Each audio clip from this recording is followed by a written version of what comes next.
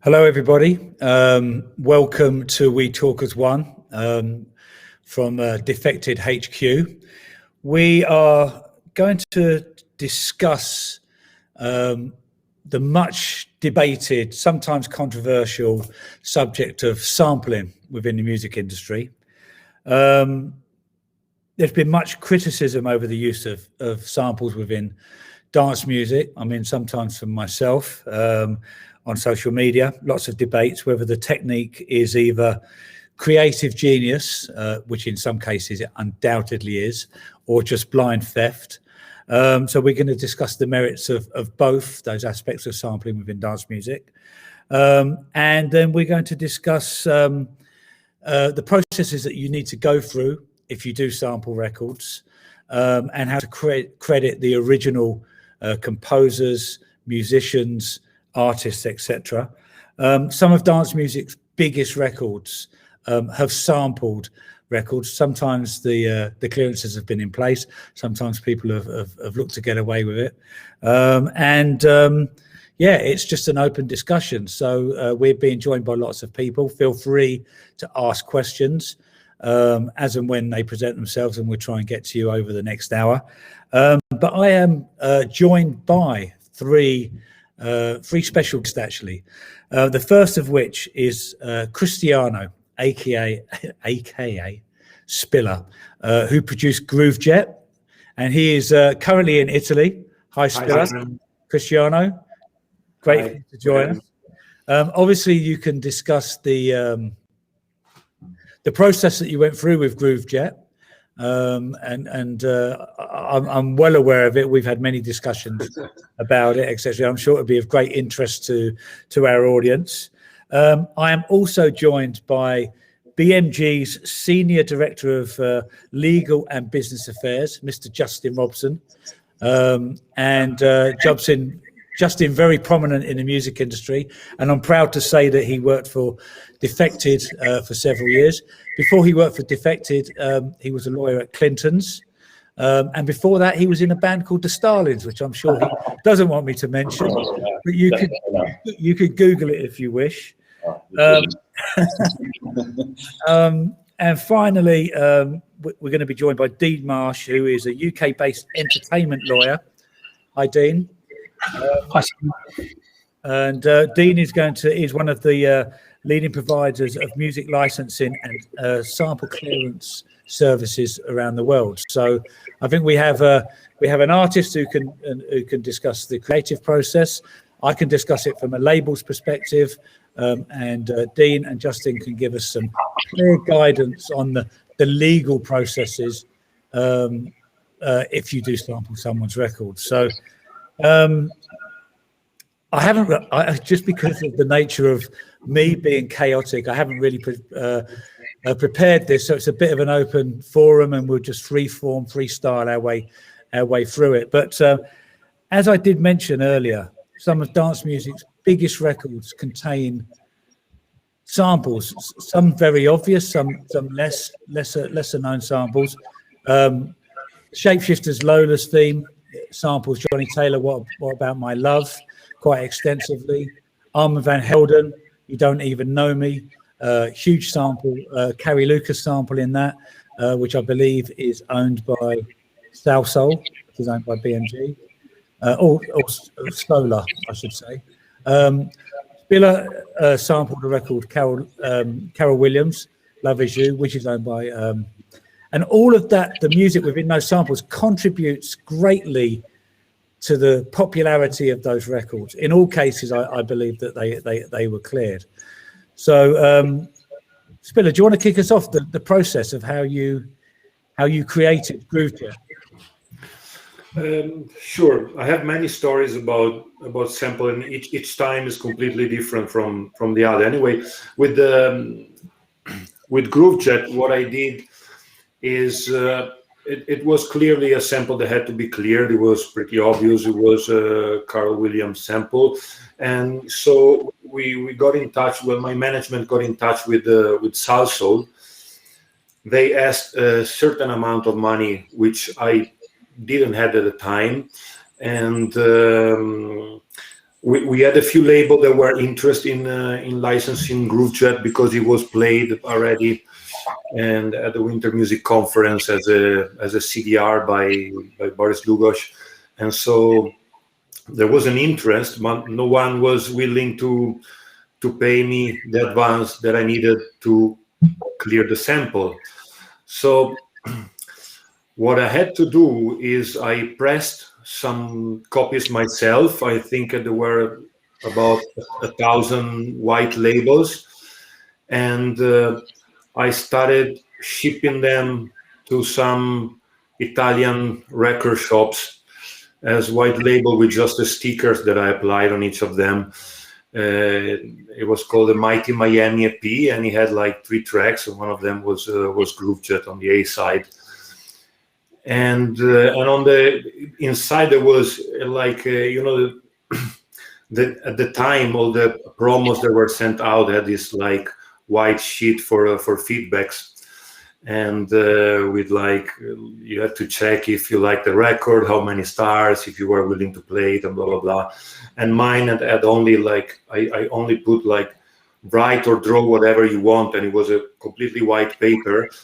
And I started receiving them back by fax from a record shop asking, because I send them for free. I send like, I think 2 or 3 copies each record shop for free to 3 key record shops in Italy. And I received them back asking, can we have more? Can we buy more? And so I started selling them to them. And then some European shops around Europe asked them as well. I don't know how did they get it, but they started asking. And so very quickly I sold them all, and it became kind of a club hit very quickly. It was an instrumental track at the time, and so by doing that I created a lot of more interest, and it went into the bus chart, I think, at #1. And so at the time we find labels who were more than willing to pay to release the sample, and we did release the sample. So that's an interesting process. So initially nobody was prepared to finance the sample clearance because South Soul were asking specific terms in advance for the clearance, and then you created your own hype and your own buzz, and then you licensed the record. How does that process work if you're the copyright owner or the recordings owner? When you see somebody active in the marketplace with an uncleared sample, how does a BMG or a music lawyer go about clearing that when it's evident there's demand for it? I mean, Simon, you'll know, you've experienced this firsthand with Defected, I'm sure. As a rights owner, when you see a record out there that's getting to yours and the sample hasn't been cleared, I think it can often have a detrimental impact on the sample clearance negotiations that might follow on from there. I think most rights owners would prefer that you speak to them and try to clear in advance of a record being put out. But sometimes, as Cristiano said, the terms on offer are prohibitive, and sometimes you have to create your own ways of getting around that. And if a rights owner sees that there's a possibility that this would be a big record, I think it probably makes those conversations easier, even though the record has been doing the rounds with an uncleared sample. And Dean, do you? There are some historic instances of record companies seeing a record breaking that has an uncleared sample and essentially taking it off of the artist. The Jason Nevins track, do you remember that one back in the day? That was a potential hit, and I think it was EMI. Rather than clearing it, they treated the artist as an infringer and said, rather than suing you, you've got to assign the copyright over to us in the track. And then they went off and had a hit with it. That's the Run DMC. Yes. Yeah, exactly. In that instance, being a DJ record label owner, etc. It was probably more than a sample, though, wasn't it? He pretty much took the. It was kind of a remix, wasn't it? Really? Yes, I guess. I guess we would feel, as a label owner, we would feel quite similarly about a situation like that, where someone's effectively put new beats underneath an old track. And I think that's a slightly different nuance to someone that takes a 1-bar loop or a 2-bar loop and then gets creative over the top of it. I mean, you know, my view on it is that there's a lot of lazy sampling going on at this moment, and people putting records up on BandCamp or pressing them as vinyl and sending them on Juno, where they're literally taking someone's entire piece of creativity and putting a beat underneath it and some slight processing and their own record. They're not even crediting the original artist. That for me is, lazy sampling, thievery, you know, etc. You know, and then, you know, there is the creative sample. Daft Punk sampling Chaka Khan's Better With You, where they just take a loop and then they add, you know, drums, bass lines, a hook over the top, etc. And the essence of that record is derived from that one bar loop. But there's a whole heap of processing and creativity that adds to that record. And I think there's a whole lot in between that as well. So it's going to be a lot to cover in 1 hour. But my take on it is that sometimes we get offered records with a sample.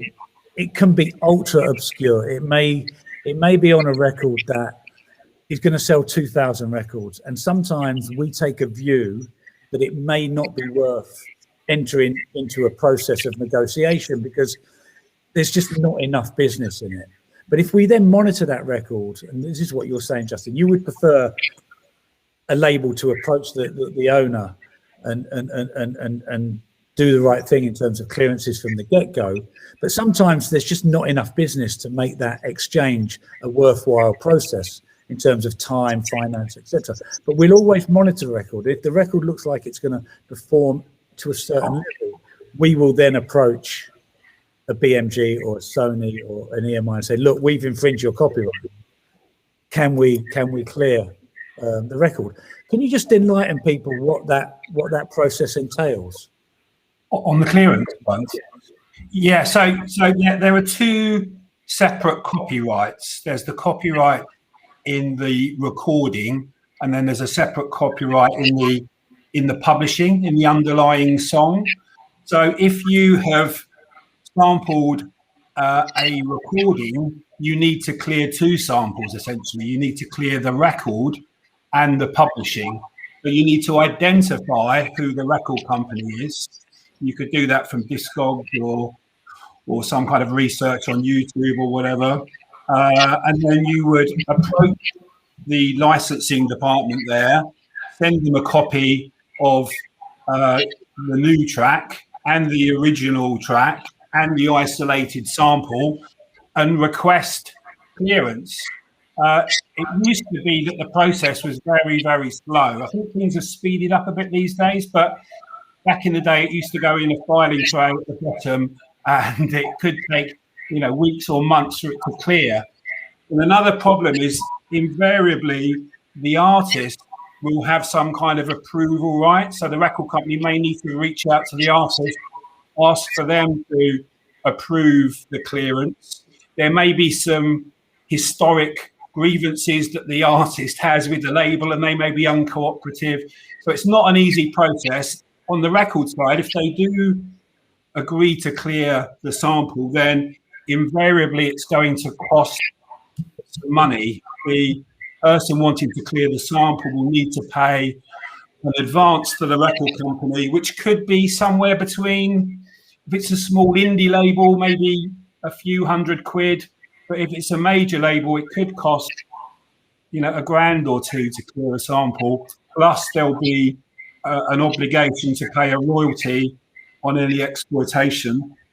And then on the flip side, on the song, if you're clearing that, it's a slightly different process. You need to find out who the publisher, the music publisher is, go to them, send them the track as well, like you've done on the record side, and then they will decide whether it's clearable. And if so, the way it works on that side is that they will agree that a new copyright will be created for this new song that will be owned partially by the publisher and partially, hopefully partially, by the person who's made the new track. And they should although it doesn't always happen, they should base that decision on the prominence of the sample. If it is, as was the case in that Justin Levin's case, a remix essentially, then it may well be that the publisher will say we'll clear it, but it's, it's on the basis that we own 100% of the publishing. And generally, you don't have to pay any money to clear a publishing sample. Normally, it's just done by registration of a new work that comprises, the various writers. So that's how it works. It's kind of a long process, a laborious process. You can get a lawyer or a sample clearance agent to clear it for you, but it's it's a relatively straightforward process, but it does take time. So basically, you have to clear the recording rights with the original artist. Yeah. You then have to clear the publishing, which is the writing, the composition element with the publisher. Yeah. Sometimes the writers are different from the artist, so it can make it complicated. Yes. In the case of Jason Nevins and other instances like that, you've got a situation where it then came out as a remix of Run DMC, but maybe he got profile off of that, got other remix work, got gigs, etc. So there is actually, from sampling someone's record and having it prominent in the marketplace, there are byproducts of that which can benefit you as well. If even if it costs you money, you may see it being a part of your overall kind of portfolio for making money in the music industry. Yeah. So how did you go about that, Cristiano Spiller? Because you obviously cleared the record and then put a brand new song over the top of it, which is a slightly more complex scenario. Yeah, that's where the story continues. when we when we cleared the sample, we cleared Groovejet, and when we released the vocal version, it was Groovejet, If This Ain't Love, between what do you call it in English, the bars. Yeah, and therefore, when we released it, Salsoul came up and said, "Wait a second, that's a different track. We cleared Groovejet. We didn't clear Groovejet, If This Ain't Love." And they wanted to negotiate a completely new clearance, which was a bit ugly. And I consulted with some lawyers. They said if we fight this, we could probably win this. But the problem was that the record would have been stopped. And it had just been released, and it was, I think it was the week it was a #1 or something, and so it would have meant destroying the release, take it out, and wait a few years that it was settled. And so we had to agree to that, and we had to re-clear the sample entirely from the beginning. I mean, I think that Salsoul were known to be very hardcore in their terms when back in the day, and but so you got no publishing for the vocal version. No, we did a new negotiation. I think I had to give up a bit more publishing. I had to pay a new advance and probably a bit more royalties as well. And that's what happened. Vincent Montana was very kind, though. He was very happy about the sample. He got in touch. He was super kind, and he sent a lot of compliments. He came to Italy. I met him. He was very happy about it, and you don't get that very often. Sometimes the main problem is that the main artists who are being sampled, they don't like what you're doing because probably there is a big generation gap, and the music genre is completely different. And it was very hard for me to understand at the time in the 90s why would like artists from the 70s and disco hate that they were being sampled. But right now, 20 years later, sometimes I get people remixing or sampling my music, and I really don't like that. And so I put myself in their shoes now, and I kind of understand sometimes how it is, Justin, what's BMG? You have a huge catalogue archive across some incredible labels: Salsoul, Solar, Sugar Hill, Strictly Rhythm. You know, I mean, all of those labels are prime for modern day producers to be inspired by the sample or plagiarize in some way. What's your view? What's the company view on samples? I mean, I think if something's done in the right way, it's not just we talked about a direct lift of a whole track and a drum beat underneath it. I mean, that's theft essentially. But if there's a small loop and it's used cleverly, I think as a rights owner, you want to find new avenues and new ways of exploiting your catalogue. And one way of doing that is by allowing your catalogue to be sampled and used by new artists, and that can introduce your catalogue and the artists that have been sampled to a new generation. It can reintegrate their catalogue. So I think from a purely from a rights owner's perspective, it's something that can benefit the catalogue overall and can bring new revenue streams that perhaps wouldn't otherwise be available. I think we have to, when we licensing samples, have to be mindful of the artists, whether they're open to that. We'd always seek their approval. Of course, the underlying songwriters as well. So I think if you do things in the right way, samples used cleverly, it can really enhance a catalogue. So DMG's position is, by and large, if someone wants to sample our catalogue, does it, creatively in a way that enhances the original track that they're sampling, then it's something that we'll always be able to discuss it. I think for people that might be listening, I think that it's often hard to clear a sample if you're just a bedroom producer trying to clear a sample. You often need a label on board to be able to, one, pay the advance that we talked about and paying, but also to ensure that you're going to get accounted to after that advance has been recouped. So it's sometimes sampling is a bit chicken and the egg. You might sample something and then shop it around to labels, as Cristiano did, to then get that support, to then be able to clear the sample. Otherwise, in data, then you may not get there. But I think generally speaking, that something can be a good thing for a rights owner of a large catalogue. So just to cut in there, one other thing of note is that if paying an advance to a record company is going to be prohibitive, there is a way around that, which is to re-record the sample, in which case you only need to clear the publishing aspect. So if you are able to do that, to recreate the recorded sample, then you only need to clear one side of the sample, and then that side doesn't generally cost any money at all. Just divvying up of the publishing. Yeah, I had a story about that. It's like after I did Groovejet, I got contacted by a very famous disco artist who called me and told me how much he loved how I sampled, how I used the sample from Salsoul, and he basically told me, I would love you to sample something of my music.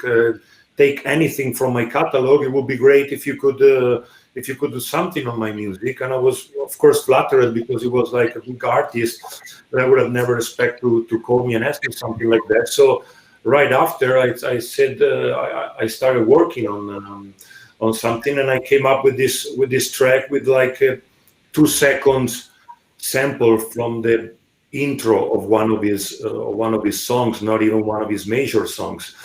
And when we finished it, we sent it to him, and he said, "Oh yeah, that's great. Let's release it. I want 100% of the royalties of 100%." I think I know who that may be, actually. So, I did replay it. I had to replay the sample. I mean, if it was something that came up from me, and then I asked, maybe I would have given 100%. I don't know, but done like that, I would have never accepted. So I replayed the sample, and he got nothing. So, I mean, I agree, Justin. If you're a bedroom producer, or you're a small independent producer, label owner, etc., and you have a sample, daunting, and sometimes you don't get listened to if you approach an EMI, a Sony, or someone big, where you've got corporate people, corporate lawyers looking after sample clearances, etc. That is when someone like Dean comes into play, because that's his business, that's his expertise. He has connections with all of those people that clear samples. Is that correct, Dean? Yeah, it is. You know, it is a lot to do with relationships. I think if you know the person to call and you can smooth talk them or whatever, or spin it in a positive way, then you know, often they are cooperative. I think, you know, it is. I mean, it is the Wild West out there. There is so much music that is out there on various platforms that contains uncleared samples. It's very difficult for the majors and the kind of mini majors like BMG to police it. So, you know, they will be cooperative and they'll take a pragmatic view about these things. But yeah, having a relationship with the person who you need to clear it with, you know, is certainly helpful. It's not going to do any harm, for sure. And the other thing that you mentioned, replays. I mean, you know, if you're sampling a disco record, which may have been a full orchestra and, you know, string line, but it's a complicated process and not always doable. Some people prefer to retain the authenticity of the original sample. But if you can replay it, I would suggest that's a really good route to go. As a record label, we would like people to sample our records and go through the process. But then you have ongoing public obligations like accounting, etc., which you may or you may not be set up to do. If you replay it, you don't have those obligations. It's your recording at that point. So I think that's that's something, if you can possibly do it. And again, there are companies that provide replaying services for you and are actually really, really good at it. Even with disco records that are orchestral pieces of work in some instances. So quite reasonably priced as well. You can get someone to do a very good recreation, but not that much money. A lot less than it would cost to clear it, probably. Yeah. Also, Simon, another thing of note is that, you know, it isn't necessarily going to be an infringement if you do sample a recording. I mean, there is some misconceptions about, I can sample, you know, 2 or 3 seconds of a particular track. What the law says is that it's not a question of quantity, it's a question of quality. So even if it were a kind of split second of James Brown kind of scream singing, if you could recognize it, then potentially it's infringing. However, you could sample a big chunk of a track and manipulate it, reverse it, bury it deep in the mix, so it's not recognizable at all, and then you wouldn't need to clear it. So it's a question of the circumstances. And in certain territories, in America particularly, there is a kind of fair usage defense. If you've used a non-substantial amount of a track and you've transformed it in some way, there's some kind of creativity gone on, and it's not substantially damaged the interests of the rights owner, then you're free to sample. And who decides that? A judge. Judge, yeah, that's the problem. But, you know, in America, the thing in America, you know, it's the awards of damages are just, you know, eye-watering. If you do get caught in America with a hit, it could be extremely expensive. But other territories, in Germany, they've got a very different system. There's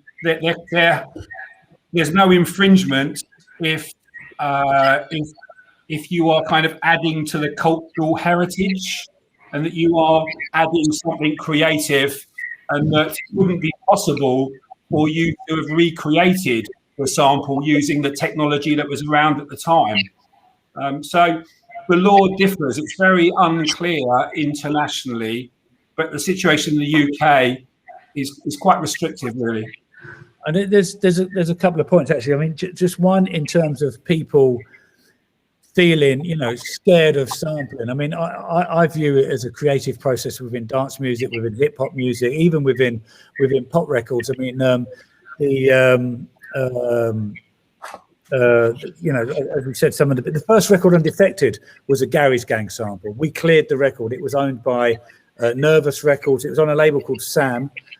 Sam Weiss owned that label. Michael Weiss inherited the catalogue when Sam Weiss passed on, and so we cleared that original Garage Gang sample on the Soul Searcher record with Nervous, and that was our first release, and it set the tone for the label, and it's a very, very important record for the label. And you know, I definitely wouldn't have felt comfortable bumping into Michael Weiss at the Winter Music Conference or whatever if I hadn't have cleared that sample. So, you know, one, it definitely gives you integrity if you can go about it. And, you know, subsequent records where we've had samples, I mean, the Powerhouse record, I've Got What You've Been Looking For, had a Thelma Houston sample, and Johnny Corporate was a Brick sample, and some of our most important records contain samples that we've either cleared the publishing, cleared the recording and the publishing, but we have our you know, we're a very visible company, so we don't want to compromise our reputation in the marketplace or spend our time dealing with problems when we can possibly avoid them. So, but equally, we have a 22-year-old catalogue now, and we have titles that are sitting there doing relatively nothing. And if somebody samples them and, as Justin said, breathes life and makes awareness on an old title that's sitting there literally generating very little income for us, that is then a new revenue stream for us, not only for us, but for the artist, et cetera, et cetera. And so I think that cycle is really important within dance music as well. So Carol Williams is an obscure disco record that we may know Spiller because we love our disco and, you know, and etc. But you made that record visible again by the sample, and I think that has value in the real world, you know. Yeah, it's a great song. The original it's amazing. You know, there are some cases where you can get like an ugly record and make it great by just getting a sample and make it great. But in case of Love Is You, it's an amazing song and it's an amazing record. It sounds amazing as it is.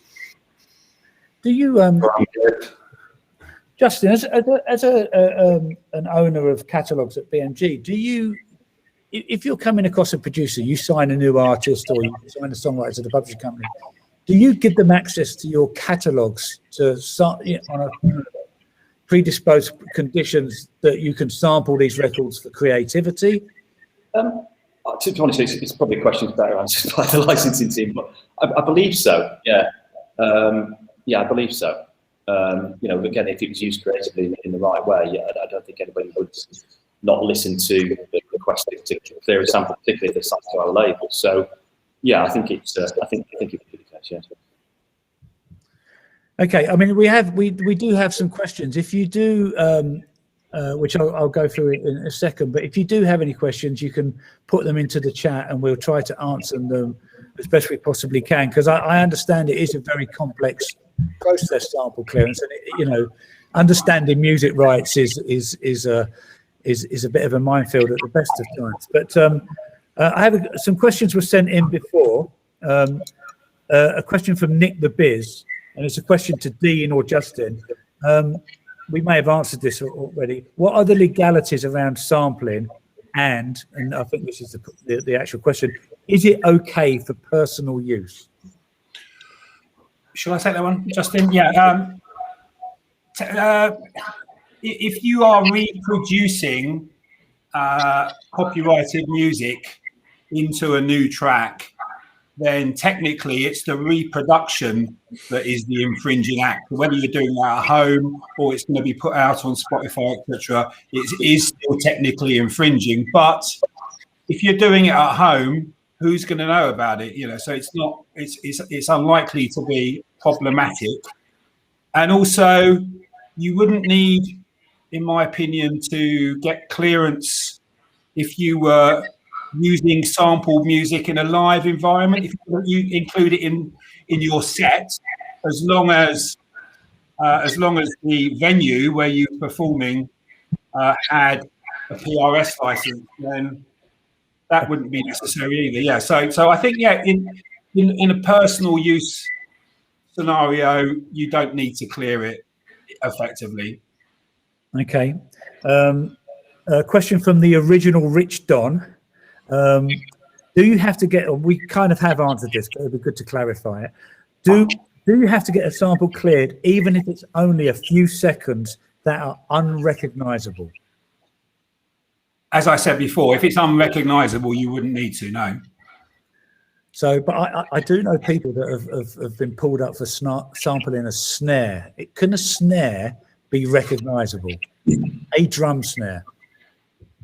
Well, it's about originality. I mean, you're only entitled to copyright protection if the original work was original, that there was originality in it. If it was just a snare, I think it's debatable. You need to get someone like Peter Oxendale on the case, a musicologist, to advise. I think it's unlikely. I think from a sound recording point of view, if you can identify that even a snare has been sampled from another record, I think that there is probably an infringement there. But from a publishing point of view, you can't say that a snare is entitled to any copyright protection. So you wouldn't consider the publishing in those circumstances. But if there's a sound recording, if you use any part of the sound recording, my advice would be to clear it. If it's identifiable, if there's a chance that somebody can identify it from the original record, clear it. Otherwise, you could be creating a problem for yourself down the line. My advice would be don't sample a snare. I mean, you just get one from a library. Don't fucking sample. But, while on the topic of sample libraries, there's so many free royalty-free loops that you can download from the internet that have got all the sounds you could possibly ever want to use. So for a snare, I mean, it's too risky sampling somebody else's snare. You should be able to find them in a sample pack somewhere. Yeah. Acapellas, I've said there's another question. The use of acapellas, somebody's asked, do you still need to clear those? If you're downloading anything from anywhere, always check the terms and conditions. I know when I was at Defected, we put out a load of acapella packs for people to download. They would still need clearing for commercial use by Defected, and a fee agreed and a royalty agreed as well. So I think you've just got to be careful where you download these things from, and make sure you check the terms and conditions. And if you're in doubt, then speak to a lawyer or somebody in the know. Yeah, so Chris Minolta asked the question, can I use acapellas I've purchased on Beatport or any other dance site? The answer is yes, you can use them, but then you have to clear them. Yeah, unless it's from a royalty-free sample pack, and it's clear that those royalties are free to use. Again, you have to look at the terms and conditions, and if you're in doubt, just speak to somebody that's got expertise in that. You have to make sure those sites are legit, though, because, I mean, some royalty-free acapellas are not owned by the people that claim that they're royalty-free. Somebody, Adam Gresty, whose question has just come in, how aware are Defected Records of the current situation on BandCamp, where it's a black market for digital downloads and pressed vinyl? We're very aware of it, and I'm sure most of the majors are aware of it as well. It's just a matter of policing and time to go chasing all of these people that are uploading music that's not there. So if you get caught, you are likely to be in trouble. But just to clarify, I mean, if someone is caught out by the sample owner, they find out that you have infringed their rights. I mean, obviously they can take it down. I mean, that's the first thing that they will do, is remove it from any platforms. But often these tracks are just uploaded straight again, and it's very difficult for them to keep them down. And in practice, it's very rare for these types of cases to get to court. It's very rare for there to be any litigation, particularly in the UK. In America, as I said, it's different, because if you are sued, the damages that would be payable to the rights owner would be what is their loss, and that would be what it would have cost to clear it in the first place. So if you did get caught out, it's unlikely that a record company is going to sue you for a grand or two. That would be the measure of damages. The court does have a discretion to allow an account of profit. So if there was a big hit record, the court could decide in lieu of the damages to award the claimant an account of the profits that were unlawfully made, but that's in the discretion of the court. So litigation is very uncommon in the UK. If you are caught, I mean, you know, with my legal hat on, I advise not to use samples. It's unlawful. You'll get into legal problems. But actually, the reality is it's unlikely, extremely unlikely you're going to get sued. Sure. That's an important point, I think.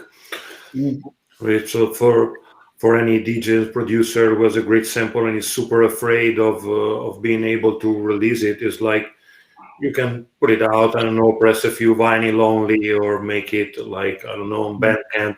And if it really becomes big, then you will have the power to negotiate and clear the sample. And if it doesn't, you had your chance. Nobody's gonna sue you. Yeah. A quick question. DJ Victor M says, does it make, and maybe this is for you, Cristiano, does it make a difference sampling in 64-bit as opposed to 32? I mean, you can sample off YouTube, so I think it's what you gotta do is do some test yourself. You know, is get the track, like 5 of your favorite tracks on 32 and on 64, and do a blindfold test and see if you can tell the difference. At that point, you will have your answer. It's you do, of course, like get like more information if you keep it at 64. And so, like, when I have to bounce a record and to send it to mastering or to the mastering myself, I try to get the highest possible.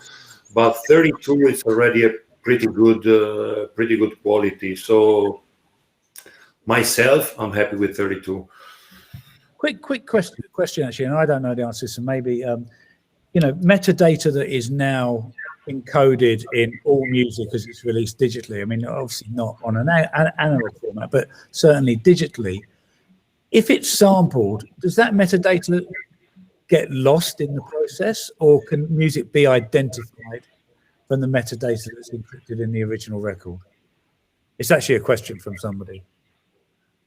I don't know, actually. I don't know the answer. That's a kind of more a technical question that's probably more suitable to a distributor or someone with specialist knowledge. But I mean, it's quite easy now. If you go on to who sampled, you know, it's any track that contains a sample will be listed there, and you know, they've somehow forensically been able to identify what's in there. Whether that's done from the metadata or not, I don't know. But I would guess that yes, that would be something that would allow it to be traced. Right. Nick the Beard on our forum has said it depends on how it's sampled. The answer is probably no, which I tend to agree with. I do think in the future, though, some kind of fingerprinting may come into being, where even if a record sample, it will have some kind of identification. I mean, there is technology which is, you know, out there now that you can deploy to, you know, scour all these different sites that music appears on, and it can flag potential infringements to you. I mean, YouTube being the principal platform. That technology is getting better, and you know, as people wake up to the amount of infringing music out there, it will be used more, and you'll find that there are more records taken down over time. But it's there. It's just it's a little bit in its infancy at the moment. Cool. One of the general questions that came through is there are some classic, you know, classic records out, or artists that seem to be sampled a lot. James Brown, Bob James, Quincy Jones, etc. Why do we think they are sampled so much, those artists?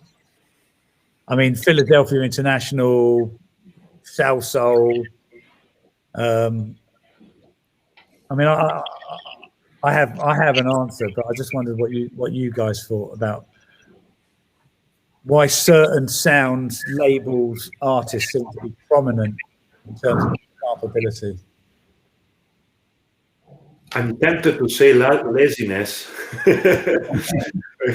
but it depends. I mean, maybe because it's great sounds, and myself, I try not to get into very obvious samples when I can,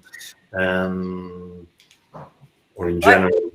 I actually think it is that. I think it's great sounds. I think that they've gone into a recording studio with real musicians and arrangers, and it's almost for sure to replicate that kind of warmth or emotional within music, and it's far easier for people to sample it than it is to create it. I mean, we get set in a lot of music, and our producers make a lot of music, and sometimes it comes in and it's lacking. It's just great beats, great bass line, but there's nothing unique about it. And quite often I'll say, find a sample. Even if it's just to give you inspiration, then you can then take it off and then put your own music on top of it. But, finding that little bit of texture, whether it be a vocal or a string or a keyboard. It makes it more organic. It gives more, it adds a lot quite often. For sure. You don't have to be a musician to do it, do you? It's just like you just need to be technically aware of what the process is. So yeah, I mean, it's quite unique that the sampler is I was thinking now is the only music instrument where when you do a panel like we're doing now, there's a DJ and a producer, an A&R, and a music business expert, and two lawyers. You will have to do that. I'm looking at the comments again, actually, and Adam Gressley, who's quite involved, says it's the lack of quantization in older records that gives modern beats musical swing. And I do hear that in records. Sometimes when something is so syncopated, it's really rigid. And the old looseness of a real musician just gives a record a bit of a funk. And it's really hard to explain. It's just something that you hear and you feel. That's what's most difficult to replicate on the replays as well. It is. Yeah, on the replay, you lose something. Invariably, there's a certain kind of je ne sais quoi or whatever that you just lose. It's difficult to explain, but it just doesn't have the magic often of the original version. Something is lost in the process. Yeah, because people will say that music isn't supposed to be perfect. It's that human element that gives it, which again is really hard to quantify in any way, shape, or form. But you can just after a while, you can just feel it. I mean, I listen to records, and sometimes you get really jaded listening to them, and it's because they're doing exactly the same thing for 3 or 4 minutes. And then sometimes you listen to a record that's very similar, but you retain your attention, and it's because someone's programmed their drums. They've got filters, they've got processing going on, and it tricks your mind. That also goes down to sampling at 32 or 64 beat. There's a lot of great records sound so great because they've actually been downsampled to 8 beat. And the way the sample sounds much better. I mean, yeah, I know like Daft Punk and such were doing that. So it always depends from sample to sample and on the creative process what you're planning to do. Quick question. This is probably one that we can't answer for fear of being taken to court in America. But Robin Thicke, Blurred Lines versus Marvin Gaye, got to give it up. Robin Thicke got sued because he was inspired by Marvin Gaye, and the Marvin Gaye estate won that battle. Well, in fact, he sued. He was the claimant. He took on the Marvin to get clarity on it. Oh, really? Okay. Yeah. So, what was the actual? Sorry, you're. I was wrong, but you can enlighten me. So. Yeah. Well, I mean, that case was quite groundbreaking and has opened a real kind of can of worms in the copyright world because elements that were previously considered to be unprotectable in copyright, like the vibe of the track, were held by the court to be protectable. And in the light of that, there's been a kind of flurry of cases where opportunistic rights owners who feel that there's some kind of similarity between their song or recording and another, or their song rather, and another one, have taken action. People like Ed Sheeran have had to give away a share of their publishing. It was a very odd decision, but I don't think it was based upon the law. It was decided by a jury who really took a dislike to Robin Wick because of his kind of attitude and his his outbursts in court. So it was almost like a kind of punitive judgment against him that's had a kind of significant effect on the industry. But yeah, it was upheld on appeal as well, I believe. So yeah, it's a very fascinating case. I mean, we're all going to be inspired by music we love. Yeah, that's cool. the why music is so personal to people, and sometimes you can do it in an obvious way, and sometimes it's just subliminal in the back of your head. We're 8 minutes to go, but my overall message to people would be not to be afraid of sampling. It's a legitimate creative process. If you are going to sample, try and do it where it's part of your creativity, not the totality of your creativity, but it's part of it, and then you add something to the music that you are then producing. So it can be the hook. That's absolutely fine. It can be something that's buried in the background. Once you do it, speak to someone. If you don't know, speak to someone about the processes of clearing it. Make sure that you clear the recording so that the artist gets his due pay. If you don't want to clear it, you can get it repaid, which means you don't have any obligation to the artist. And clear the publishing, because even if you replay it, there's a composition element to it that you do have to clear. There are people that can help you do that. People like Dean provides that service for a lot of people, and because he knows and he goes to all of the rights owners on a regular basis, he will be able to hopefully speed that process up for you and get you good preferential terms. People like Justin, if you own a catalogue, you don't want it sitting there being dormant, doing nothing, not having a second lease of life. So Justin's explained that BMG do have a policy where they will clear samples, and they do prefer people to go in advance rather than you taking a flyer. Or you can do it like Spiller did, where he did it and created a little bit of a buzz, and initially got a situation where he wasn't able to release the record. So he then didn't give up, and he kept working the record and made it interesting enough, because the major labels are only interested in heat. They're not interested in clearing a record that's going to sell 3,000 records. It's just not worth their time. They're interested in something that's going to sell 300,000 records. And when you get a record that has that kind of buzz, you'll get their attention, and hopefully you'll be able to come to an agreement. But definitely, probably a good 80% of my favorite records in my collection have got some kind of sample or inspiration. Definitely don't shy away from it. Dance music would be, and hip hop and other genres of music would be a sadder place if you didn't sample music. So, I mean, is there anything anyone wants to add, or?